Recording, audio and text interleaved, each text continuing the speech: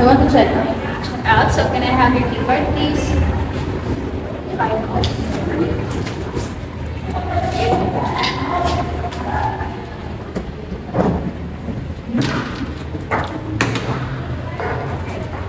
Hello, housekeeping. Yes, can you please check the room 504 if it's cleared?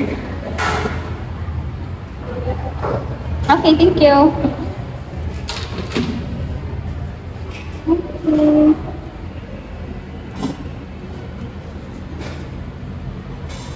Alright, ma'am, so you're all settled for now, and you can now check out. Thank you.